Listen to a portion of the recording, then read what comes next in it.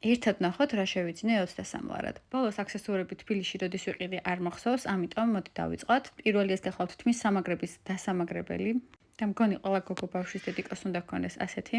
შემდეგიც არის თმის სამაგრებისთვის. შევარჩიე 2 კონტეინერი, ერთი პატარა გოგონასთვის და მეორე უფროსისთვის. საკმაოდ ლამაზი და კომპაქტურია, თან რაც მთავარია, ბევრი თმის სამაგრი ეტევა მასში. ორივეში ერთად კი 4 ლარი და 50 თეთრი გადავიხადე. შემდეგი არის წინდები, რომელიც გახლავთ ბამბის, ოდნავ მაღალ ყელზე, რომ მოვუხდინოთ როგორც ბასანაჭკებს, ასევე ქვედაბოლოებს. ასევე წინდები ბამბის, ეს უკვე არის დაბალყელიანი წინდები. ამაში გადავიხადე ჯამურად 5 ლარი. და ზუსტად ასეთები დაახლოებით თვენახევრის წინ კაიჩი 215 ლარად შევიძინე. ეს გახლავთ ბალიშის პირები, საგაზაფხულო.